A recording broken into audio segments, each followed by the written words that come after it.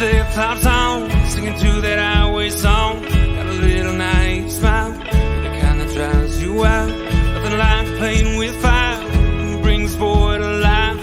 Be with a fuse you light, you're good, you're dynamite.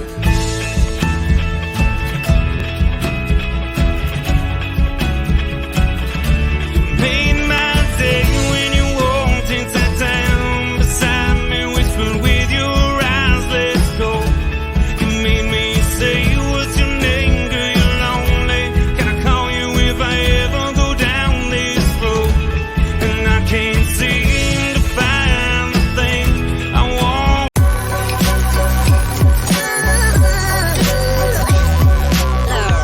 The following is a presentation of the Belly Up Sports Media Network.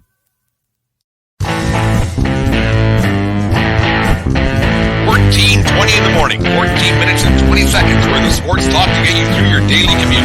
Hot takes, recaps, best bets, and a little humor to get your day going in the right direction. Sit back, grab your coffee, and let's get into it.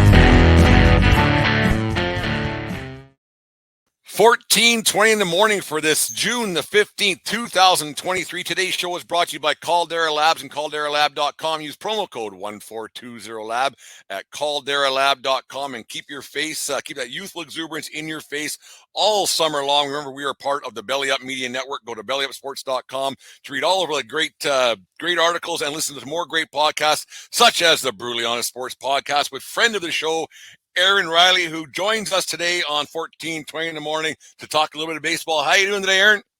I can't complain, especially, I mean, we're talking baseball. I can never complain, and I'm glad to be here.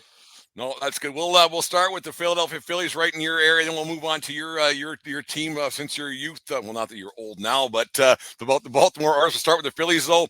They sit at 34-34 as we were recording this episode here, playing pretty good baseball, 8-2 in their last 10.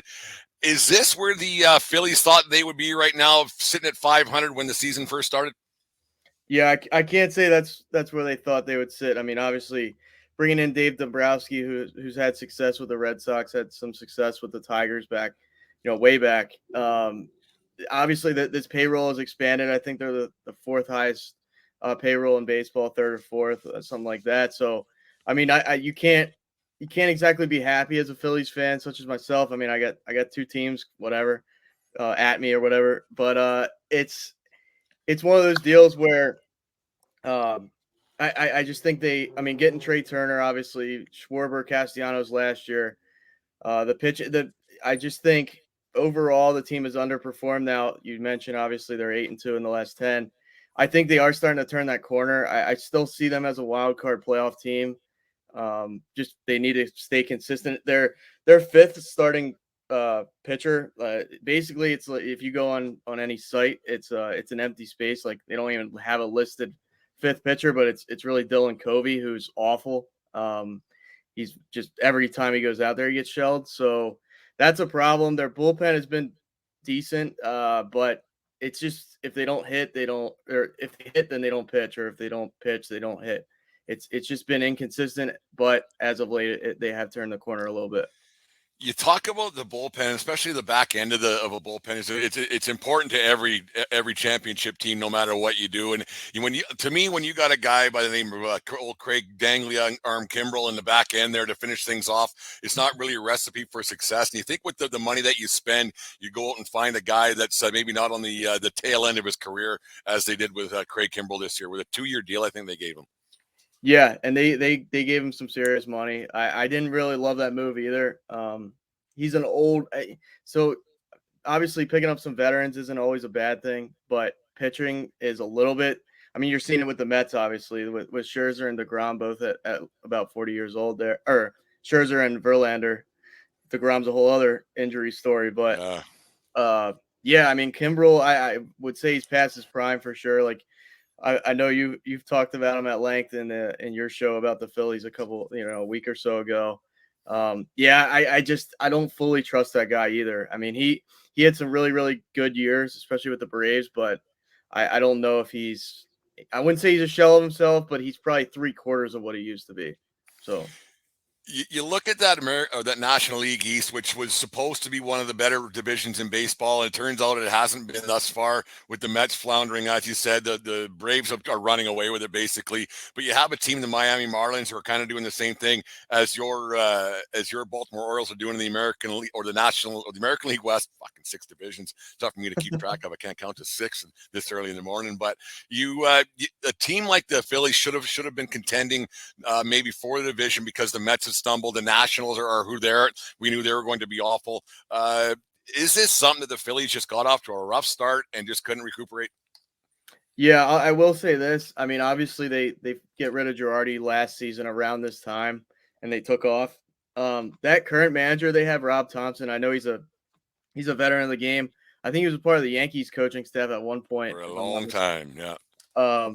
He has, I mean, and they say he's different behind closed doors. Maybe he is, maybe he isn't. Obviously, I don't know. I'm not connected like that. But man, that guy has no soul when he's talking to the media. And I don't know if that's contagious, but if you watch the Phillies, you watch the Mets, there's just certain teams out there that kind of lack focus especially in the field. Like you'll just see them, they'll be throwing the ball around. I mean, a ball go over, a ball go under Brandon Marsh's glove, for example. Like it's just, I watch a lot of Phillies. I watch a lot of Orioles, just those two teams in particular, but I try and watch a lot of baseball in general. And there's a lot of teams that don't look like that. So I often think, does that reflect the manager being too loose? And then maybe like Brandon Hyde on the Orioles, if somebody lets a ball go under the glove, he's like, hey, your ass is on the bench. Now you're talking to these guys that, I mean, Harper's making 30 million, Trey Turner 30 million, Schwarber upwards of 20 something, Castillo, like they're all just they almost, it's kind of like the prisoners are running the asylum to a certain degree, I would say, because these guys are, it's going to be hard to tell, Nick Castellanos, hey man, go sit on the bench. But you're making 25 million. Like we're going to utilize that guy for everything he's got. Maybe that's a problem. I don't know. Just I could speculating. see that being a problem. Like you even go to like American Legion or high school baseball or high school hockey or whatever.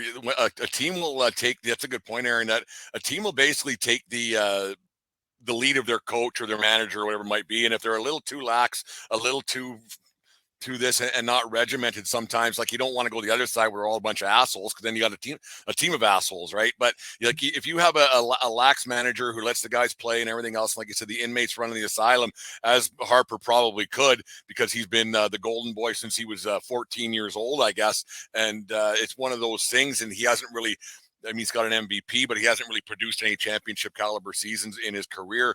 You get a guy like Thompson who does seem a little bit lax and a little not a. You don't want to go to the other side of the thing where Girardi was a drill master. I guess there's got to be a happy medium in between there somewhere. And Rob Thompson, maybe there's a reason why he never got a manager job in the first place, and maybe he only got that job last year because it was a last ditch effort. He was already there, so let's just give him the job. And now they're kind of, for lack of a better term, they might be stuck with the guy. Yeah. Yeah. I think obviously people were even calling for his head a couple of weeks ago, to be fired and everything else. And like there's always that, well, that World Series hangover as far as like, well, he got us there, we can't get rid of him. But hey, I mean, if you put a roster together such as the Phillies, so much money is spent and they're not producing, like somebody's gonna have to pay the price. Now, like we said, I mean, they turned the corner. They seem to be, I mean, they just took 2 out of 3 from a really good Diamondbacks team, which I'm crazy I'm even saying that. But yeah, it's he just doesn't, I don't know. It's like watching paint dry when you see that guy. I mean, and the Belichicks of the world are like that too. And then he goes and rips people a new asshole every practice. But I'm not sold on quote unquote Philly Rob, as they call him. I just, he's not. He doesn't seem like that type of guy where it's like, man, the players fear that guy. I don't think anybody in that clubhouse. I think Harper. They probably fear Harper more than they fear Rob Thompson. Well, that's the thing. Like, what more motivation do these guys need? Because they're all, like you said, they're all making money a lot. They've got a lot of guys making a lot of money on that ball club. Like it's crazy. The motivation has to be there from an external force. And like I said, Thompson isn't really the guy.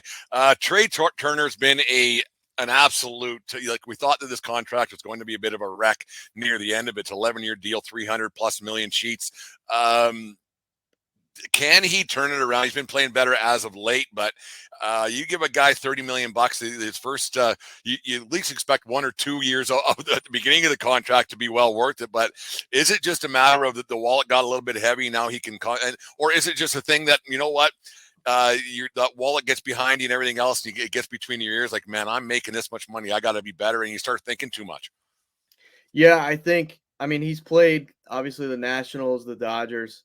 I don't think those fan bases will quite be as noisy if you're playing bad as Philadelphia. Obviously, Philadelphia is like, what have you done for me lately? And by lately, it's like, what did you do yesterday? Because I mean, if you, Afternoon, yeah. yeah, like if you're slumping, it's they're gonna let you hear it. I mean, they let Harper hear it for the first couple of weeks when he wasn't performing. I think, I mean, he's starting to like, you alluded to it. He's starting to turn it around a little bit. I mean, he's hitting 250. I mean, that's not, this guy's a lifetime 300 hitter.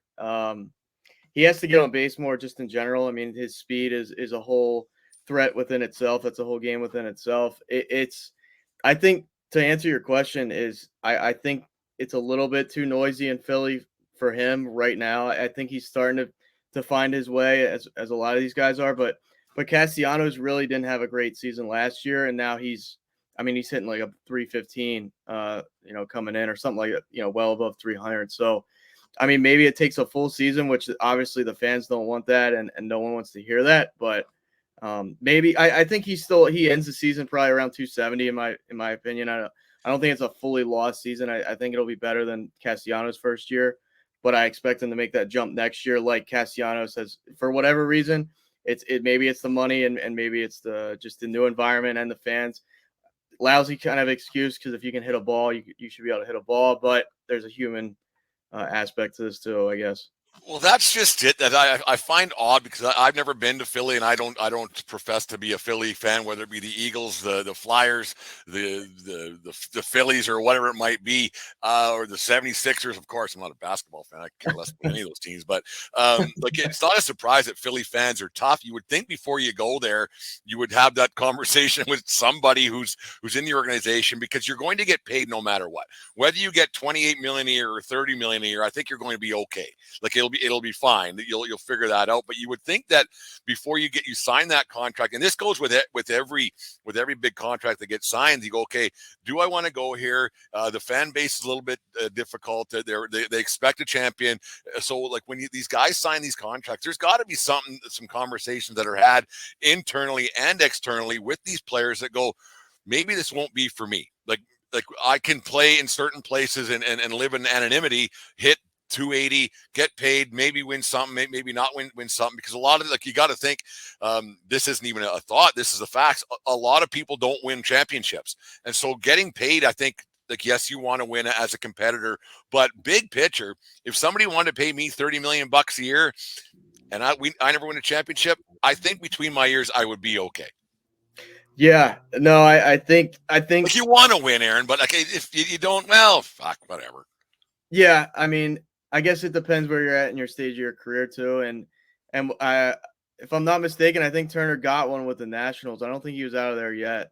I could be wrong on that though. I can't say I'm a He probably National. does. Didn't he get that phony one with the Dodgers as well? He at least, I think he has one. One in there somewhere. Yeah, one way or another. I mean, he went from obviously a Nationals team that peaked, maybe he left before, and then gets to the Dodgers, and probably, I think he was on that World Series team. Regardless, he's been on teams that have knocked on the door or been close. I think, obviously he has a good friendship with Harper. Maybe that played into it, maybe it didn't. I don't know. Obviously, but you bring it up, a good point. I think Manny Machado, our guy Mike Trout. I think those guys. Like, I think if Machado never wins a World Series, he won't be losing even a minute of sleep. There's guys out there that I think that do want it, and I think maybe, there were enough eggs in the basket for Turner to come to Philly. Maybe it was just the money. Maybe he got 25 million offered by other teams. I'm surprised, honestly. I know you guys have Volpe, in the shortstop position, but I'm shocked that the Yankees didn't go balls to the wall on Trey Turner, though, because he is. When he's on, he's special, obviously, but I think, here getting long-winded again. I think I think them sitting down and saying, hey, they should play a montage of clips of people getting booed, like Phillies players getting booed by Philadelphia fans, because it doesn't prepare you for. I mean, that city is brutal. I've been to plenty of Phillies games, and just the things that are uttered by, and I'm sure it is the same way in Yankee Stadium, that those are two fan bases like that. But I don't think anything prepares you for that until you're actually in that uniform and you're gripping that bat tight. Like, man, these motherfuckers are a little bit different, Well, that's just the thing. You don't lose your skill. You lose that space between the ears. I talk about it a lot with athletes on this stupid show that I do on a daily basis here at 1420 in the morning with Aaron Riley from Brutally Honest Sports. Like, I talk about it a lot. Like, you don't lose your skill. You lose that 6 to 8 inch between your ears, depending on your hat size. And you start gripping a little bit. And with baseball, when you start gripping a little bit, it can be a very tough game to play, because you fail 7 out of 10 times to go to the Hall of Fame. You fail 8 out of 10 times, you don't play. It's that simple. Yeah, no, I definitely agree.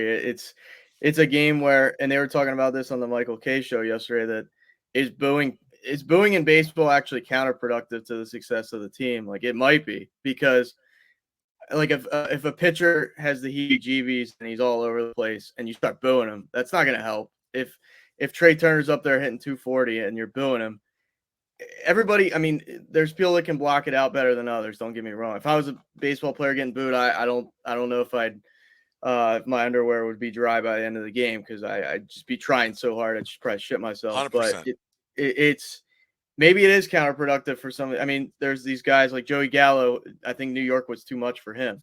There's guys that like don't maybe Lindor on the Mets. He hasn't been the same since he's gotten there. So it's I don't know.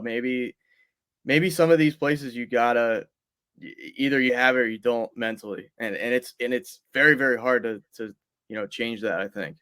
Well, and that's the thing. Like, nowadays, like these guys that they when they're like the guys who are in their getting into their prime now, they played on these travel teams as kids, and they've been put on this pedestal for such a long time. And this is the first time in their lives they've actually been ever shown any kind of pushback in their lives. And when you get booed, when all you've been told since the age of 5 or 6 how great you are, and then all of a sudden you have 40,000 or 30,000 people disagreeing with what your mommy had to say, it can be a great big change between the years for these guys, because a lot of these guys, like we talk about before when you've been on the show, is that these guys don't really face adversity at all. And when somebody says you're not as good as you've been told you are, that can be a big kick in the pills for these guys. Like you said, is something else.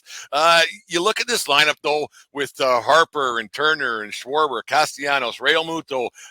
That's a pretty stacked lineup. When you got 4, 5, 6 guys that should be hitting better than they are, will they eventually catch up to the stats in the back of their baseball card and do something and maybe make the playoffs and do some damage like they did last year? Because like you said, they were pretty much right here when they fired Girardi last year and brought in Rob Thompson. Is it, with that lineup, is there any way this team can't find a way? I think there is ways that they can't. I think they will. I just think it's too much talent. It's just, I mean, it's absurd if you think about, like, when I grew up with the Phillies, there were a couple guys. Like, there was like Chase Utley, you had Jimmy Rollins, Ryan Howard, and then there was a bunch of decent guys. Yeah, but this is like, that's what's kind of weird about this Phillies team, is like they grab this guy from this team, they grab this guy from the. It's a Dave Dombrowski, like, definitely a project, because he did the same thing with Detroit. He's not a big farm system guy.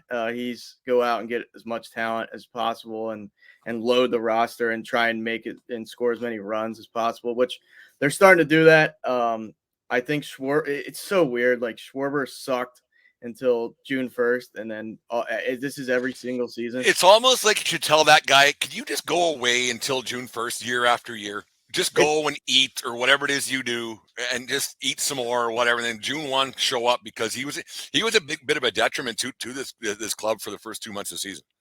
Yeah, it's and I get it. Like, they're gonna put him in there. They're paying him. He gets more at bats, gets to see the ball more. But like, he really doesn't. He's still, I think, under 200 or right at 200. He's not gonna hit for a good average. His batter's eye seems to get better. I've been watching them a lot lately, and He seems to walk a good bit, which is surprising for a guy like that. But man, just watching him, like it's almost like his mechanics don't look good. He looks awful in the outfield. He doesn't look like an athlete by any means. He looks like somebody would be at a dive bar, every single night. But that guy just somehow, some way, he gets his hands around that ball, and that thing just, I mean, he has so much power. It's insane. Like you would never think looking at that guy. He doesn't, but this roster, I mean, this lineup is really good. Obviously, missing Hoskins with the torn ACL. I think that's not like a huge loss, but it is substantial. I'd say it like that. Like that's a hole where like you guaranteed yourself like 20 to 25 to 30 home runs with him in there, and being out all year, you don't have that. But yeah, there's really no excuse. I think it's the pitching that's going to be the biggest issue if they don't go all the way. Nolan Wheeler got to be the guys. When you got two top of the end guys like that, they got to be the guys night in, night out, and not pitch to a 4.5 ERA. I know ERA for some reason, wins and losses don't matter to the analytics guys anymore, but it's just they got to eat more innings, and that's the one thing that I've noticed. They've really got to start eating more innings because the more we talk about this, the more people you get involved in a baseball game, there's a bigger chance they're going to screw things up because that's what human beings generally do. When you get more people involved in something, it never goes very well. I switched things a little bit. You talked about Dombrowski, how he just likes to add talent and not build through the farm system. Your Baltimore Orioles, that's all they do is build through the farm system. They are playing something else right now. They probably be in first place in the American League East without that start by the Tampa Bay Rays, a 13-0 to start the season, whatever it was. Is this the biggest surprise in baseball?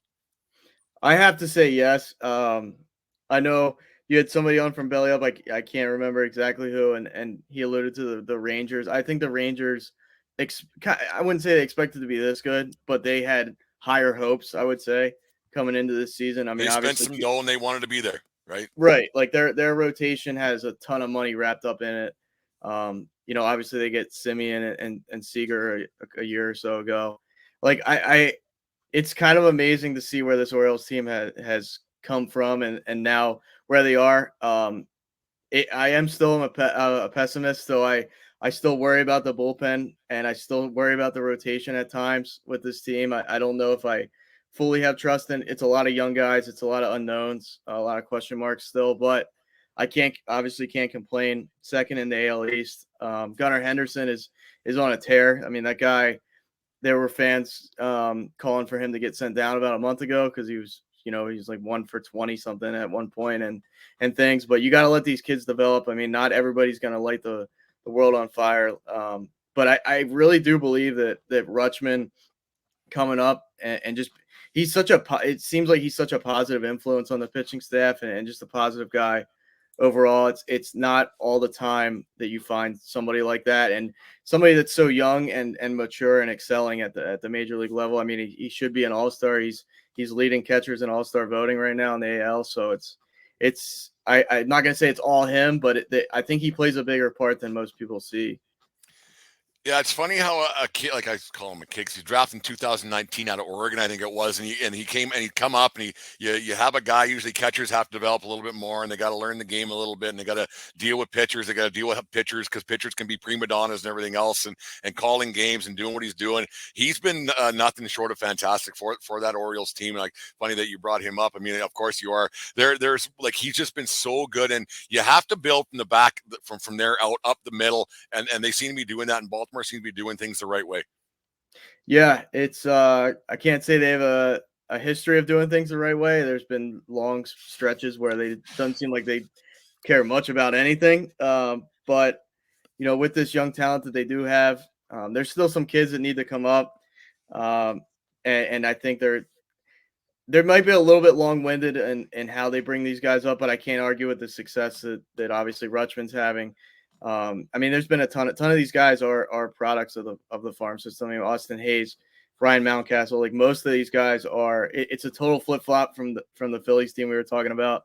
This team is built from the farm, from the draft, and obviously the Phillies have gone out and spent the money. So it's definitely interesting. I mean, it's crazy they have a better record than the Phillies do in a much harder division, which is hard to do. I'm not going to lie. So, I mean, more power to him right now. I worry we're gonna hit one of these, like, 6, 7 game losing streaks out of nowhere, which I wouldn't be shocked. Like I said, it's just I fear how this team's gonna respond because they are a bunch of young bucks, I guess you could say, other than Kyle Gibson's like a grandpa on this team. But yeah, it's interesting. I just want to see him make the playoffs, like I always tell you. It's funny you say that. Like you expect it to happen with the Orioles, and you hope it's not. I know it's going to happen with the Yankees. I know they're going to go through a stretch where they're not going to be very good and everything else. And I just don't have much faith in that Yankee team. We'll have you on maybe in a week or so. We'll talk about that again, about the Yankee season to date. But speaking of the Yankees, you guys got my main man, Aaron Hicks. Hicks to the rescue. And he hasn't been bad at all. Actually, was it just a change of scenery for this guy? Because like we were talking earlier with the Phillies and guys getting booed, Hicks was getting booed relentlessly. He wasn't even in the lineup some nights. He just come out to get a piece of gum, and they were booing him in the Bronx. Things weren't going well for Hicks. Has Hicks been a pretty good addition for the Baltimore Orioles? And look, a bit of a he's not an old player, but an older player to maybe bring some maturity to this young Baltimore team. Yeah, it seems like obviously when things are going well with an organization, like it's just a domino effect. Like obviously you mentioned how the Orioles have had a lot of success with the farm system and quote unquote the number one farm system in baseball and things. It just seems like they threw a line out on the boat. They said, all right, we'll take Aaron Hicks. Boom, picked him up. And it's just like he's lighting the world on fire. I mean, he coming into yesterday, he was hitting like 360 with the Orioles, which is absurd. I have a good amount of close friends that are Yankees fans, and I always used to be like, oh my god, that guy sucks. Like, you're the Yankees? Why are you putting up with this guy? Like he can't hit shit and this and that, and giving him a hard time because I expect everybody on the Yankees to hit 300, but it's like, man, like it's a different person watching him with the Orioles. I think that market was too big for him. That stage was too big. I mean, he's coming from the Twins. Obviously, that's not a huge market like the Yankees and everything else. And I think he just got burned out up there. And yeah, I mean, he's really filling in for Mullins until he comes back. But I mean, like, if he continues to hit like this, you gotta kind of find a spot for him somewhere. And I mean, he's playing good defensively. I can't complain. They're paying him to basically play for us, so I'll take it any day of the week. It's crazy. I never thought. I thought he'd come in and. I'm surprised you don't have an Aaron Hicks jersey, to be honest with you. I was quite shocked when you came on the air today. You didn't have a Hicks jersey going. I was definitely a hater of I was a big time hater of Aaron Hicks on the Yankees because I was just like, man, this seems like a good guy from what everybody says. But yeah, he's sitting at 351 on the O's. He was hitting 188 on the Yankees. It's just you can't make that type of stuff up. But he'll probably come back to earth eventually. But if he hits 260, we got him for nothing. So I was at Yankee Stadium on July 1st, ESPN game on a Sunday night against the Red Sox, July 1st, 2018. Hicks hit 3 home runs. I thought this guy's going to the Hall of Fame. I think that's the last time he got a fucking hit, I think. And that's a long time ago. But yeah, Hicks, he just needed a change of scenery. I think one of those things, once it's between your ears and you can't get out of your own way there, like once it happens there. Back into the bullpen. This guy has been unbelievable. Felix Bautista, what's your thoughts on him? Yeah, the mountain as they call him. Yeah, he was like an international, like a Dominican Republic. He was scouted and things like that, and I guess they just kind of found him out of nowhere. He didn't have the best control when he first came up, but man, if he can just get the ball near the strike zone, he's pretty hard to hit. I know he blew a game against the Yankees, a while back there, but nobody's perfect, obviously, but I do remember that game in particular for some reason, and you guys went on and won that in extra innings and everything else. But yeah, I mean, that splitter is devastating, and that fastball upwards of like 102. Excuse me. So yeah, he's been good. I can never say his name right. It's like Yennier Cano. Them two together I mean, it's usually lights out. I mean, Cano's been a little bit off as of late, but I still think his ERA is under 2. So I'm kind of nitpicking, but these guys can go on stretches where they don't even allow hits and things like that, and base runners for that matter. So as long as he can control his pitches, he's pretty much automatic. No, that's got to be a calming influence a little bit when you can go out and score maybe 3, maybe 4 runs and say, okay, we can win this ball game today because we have to just get to the 7th. If we can get to the 7th inning, we're in good shape. We do, and then it can put a little bit of a you don't, like I said, you don't got to get a lot of arms involved and a lot of hands involved because, like I said, you get more hands involved, it's going to get fucked up somehow, and it usually does.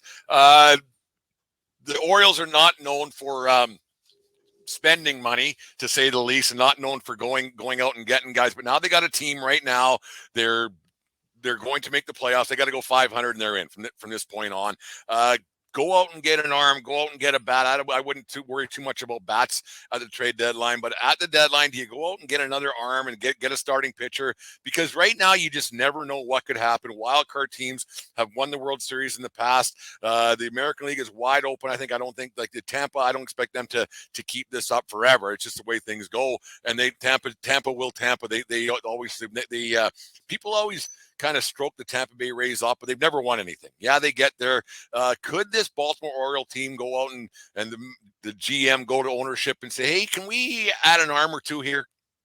Yeah, he might have to put him in a reverse chokehold to get him to spend any money. But yeah, I think they should. I think they need to. I mean, they're overachieving, I think, still with this roster that they do have. I think they overachieved last year, and obviously they missed the playoffs last year. But they're progressively getting better, and I know their owner looks at it like, I mean, he made some comments in the offseason that is just insanely bad, just awful about how the concerts mean more and things like that. And they want to build a complex similar to the Braves where it's an entertainment space and this and that. But regardless of that, I think the GM's doing what he can with what he has, at his disposal. I do think they need to add a starting pitcher, maybe from a White Sox team.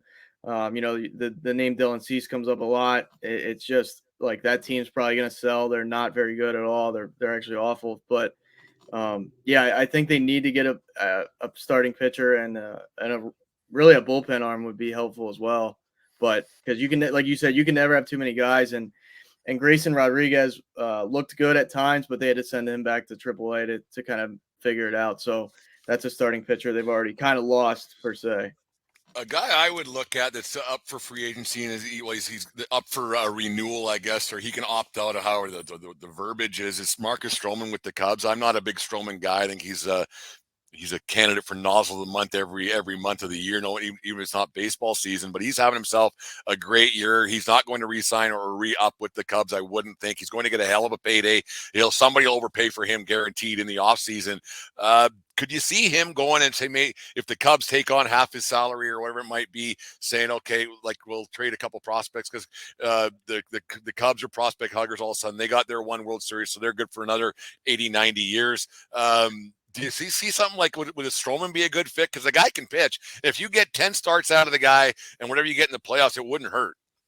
No, I'd aggressively go after. I mean, even on the Mets, maybe as a off the field and as a person type deal, I'm not a big fan of him either. But that guy can definitely pitch. I've seen him throw 2-3 hitters multiple times. He'll go complete game for you. 3-4 times a year. Like he's really underrated. I don't think he's talked about really at all. And when he's on, because he does enough talking about himself for everybody else, I think, is the problem there, Aaron. That guy's a dickhead. That's my thoughts anyways, but yeah, no, I would gladly that's a great name you bring up though, because most of the time he is on. Like he's pretty consistent. He was consistent on that Mets team that scored like no runs for him last year. So yeah, I'd be more than happy with him. I'd like a guy with a couple of years of team control, personally, just because I don't like these rental type deals, especially for a team that like the O's where you give up 2 prospects. It's like, well, all right, now we're not going to go out and get somebody else because we went out and got that guy. Like there's a short list on how much they'll really go out and make moves. So if they're going to make 3 or 4 moves, like let it be a guy that has 2 or 3 years of team control. Then you can flip him for prospects or something like that. At least get something other than half a year out of him. But if they're going to do something, I'd rather them, do that than just sit on their heels and be like, oh, we'll sneak into the playoffs, because I do think they will eventually come down to earth. Like I said, this bullpen does concern me in some ways. Like that Colombo guy is decent, but he throws some curveballs that seem like they hang in the air for 10 seconds before they cross the Like plate. I And then, threw it, yeah. yeah, so yeah, like they need to add. There's no question at all. I don't care about the record. I don't care if they're this far, if they're still sitting in second place a couple games out. You can always come back to the earth, and you can never have too many arms, like ever. So That's the thing. Like if you don't go for it and then it doesn't happen, you should have added an arm. You had a chance and you don't go for it, and then you're another 10 years away because this group is overachieving right now, and then or they're underachieving, and like you just don't know because winning is it's so hard. And if you don't go for it a little bit year in year out and give yourself a chance, then what?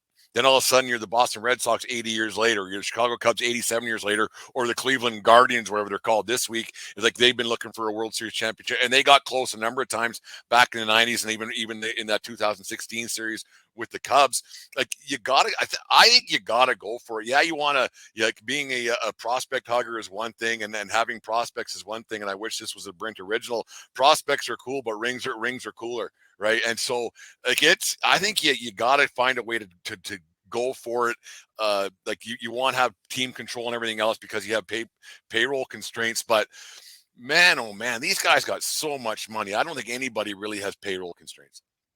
no, it's and like you said, you got to seize the opportunity. Like next season, the O's could be 5 games under 500. Like the Phillies could be 10 games. You don't know, and you don't know how for the Phillies, for example. I know Aaron Nola wants to get paid, and he hasn't pitched even close to what they expect him to. So they're not going to re-sign him in the offseason. And they expected him to be either a 1A or a 1B starter with Wheeler. Like you don't know what these guys. I don't care what they did in the past. Like Garrett Cole could come out next season and have a 4 ERA. Look at Verlander. He's 40. He's 40 years old, but he has a 4.2 ERA, and he's never had an ERA over 4 in 8 or 9 years or something like that. So like right here, right now, you have a team that's playing well. It seems like the team chemistry on the Orioles is even stronger than the Phillies for whatever. Like I said, I watch them both. So You get guys that play together in the minors, that helps, right? You get guys that face some adversity together, that helps, and not guys who are just thrown together and said, here, you're all really good, so you better win. It doesn't work. Yeah, I think a lot of these guys aren't exactly like Rutschman's on a rookie deal. Like that's another thing. Like it's kind of like the NFL where if your quarterback's on a rookie deal, you better load up everywhere else because eventually you're going to pay that guy. You have to pay this guy. Yeah, so and they all get overpaid, every single one of them, right? And it's just it's the way it is, and then you don't know what that big wallet can do to their persona and how they're going to start playing, because all of a sudden their wallet means a lot more and their endorsements deals mean a lot more than anything else. And so I don't know. I think when you get a chance to go for it, you got to go for it, because it might not happen next year. You never know what might happen in the offseason with a guy where he just might decide, you know what, I don't want to play in Baltimore anymore. I don't want to play in New York anymore. I don't want to do this, because these guys always get their way. They like, no matter what sport it is, when they say, I'm good, I'm going to go over here, they might meet a girl who lives in LA and say, I'm going to go to LA now. And that's just the way things work. These guys are so it's just different than it was X amount of years ago. I hate to sound like the old guy, get off my lawn guy, but it's the truth. Anyways, Aaron, what do you got going on at Brutally Honest Sports? What's happening? Not enough, that's for sure. I got to get back on the horse. I say that all the time. I got to get back on the horse, but I am going to start trying to do more YouTube work and YouTube shorts on Phillies and Orioles and stuff like that, and just kind of drill baseball as it goes along here, because just like you, I enjoy the game, more than any other sport. So it's obviously that's the only sport on right now too. Basketball finished up, and I could really care less about that either. But the NHL finals wasn't the two teams I wanted it to be by any stretch. So yeah, just gonna try and talk more baseball, get some more people on here, and if anybody wants to come on the show, just shoot me a DM at Brutally Honest Sports without the T on Twitter, and we'll talk and go back and forth on whatever team. I don't care. We can talk about whatever.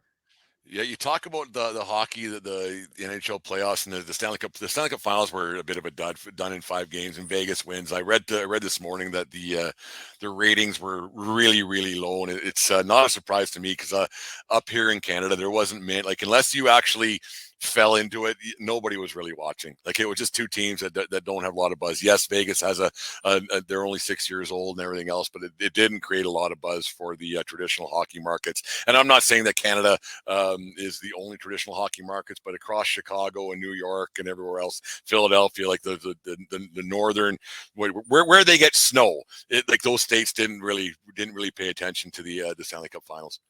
No, and obviously, like Vegas being a newer team in the league, like it's not going to have that crazy draw. Like maybe Seattle's fan base will start becoming, that's a cold weather climate and things like that.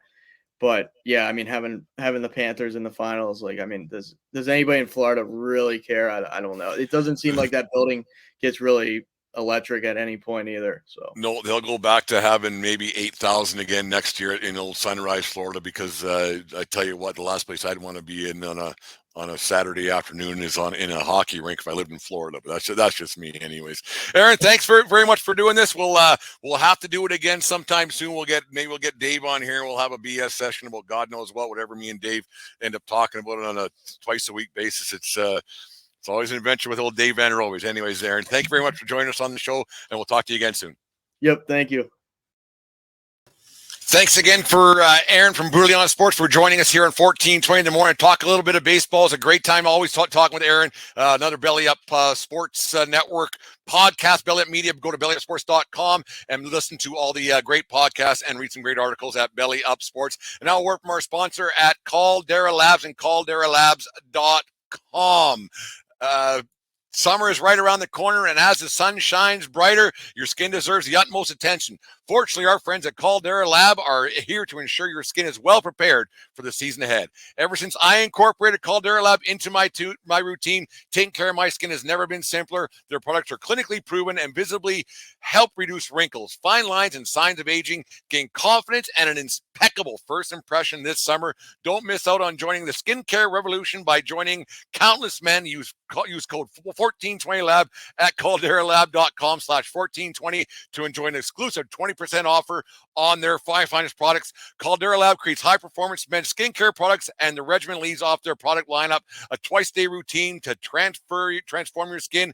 Inside the bundle, you find the clean slate, the base layer, and the good. Caldera Lab is made with top-tier ingredients that make your skin look better every day. Help reduce your wrinkles, fine lines, and signs of aging. Avoid being the butt of everyone's joke, and take a leap to skincare royalty with Caldera Lab. Get 20% off and at Caldera Lab by using promo code 142LAB, 1420LAB each and every day, and gets yourself something to make that skin looking great. I use it every day. It's transformed my skin. Everybody tells me, a lot of people have been telling me how great my skin actually looks. Deanne raves about it all the time. So it's very important to take care of your skin, especially when you get a little bit older. We tend to think it's just you're going to look great all the time, but it's not the way it works anymore, kids. And as we're out in the sun a little bit more, you need to take care of that a little bit more. So you have to go out there and make sure you go to Caldera Labs and use promo code 1420LAB at calderalab.com.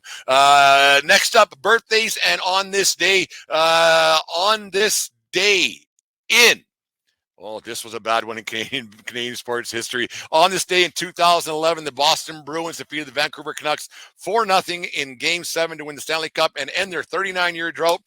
Tim Thomas was awarded the Conn Smythe Trophy as playoff MVP. But the thing people will remember the most about the riots that took place post-game on the streets of Vancouver, cars were set on fire, looting, property damage, fighting in the streets. Police cars were flipped over, pets' heads were falling off. It put a real black mark on Canucks fans and the city of Vancouver and that Stanley Cup final, which was a great Stanley Cup final. But on this day in 2011, that all went down in Vancouver, British Columbia, Canada. Something that they really haven't lived down. It was a good run in Vancouver there for a while there. They had the Olympics, and then they had that Stanley Cup final that they probably should have, could have, but didn't win. But that was a real black mark on the city of Vancouver and the province. And it wasn't hockey fans that were doing it. It was a bunch of morons that were going to be going out there doing that regardless of what the outcome of that hockey game was, or they were going to be doing it on a Tuesday afternoon in May, because they're idiots. Idiots tend to be idiots, and that's just kind of the way things work. And happy birthday Happy 65th birthday to Baseball Hall of Famer Wade Boggs, 5 times American League batting champion, 12-time All-Star, was born on this day in 1958 in Omaha, Nebraska. Boggs more famously became famous post-career, known as the Chicken Man, and drank 107 beer, allegedly, on a cross-country flight while playing for the Tampa Bay Rays.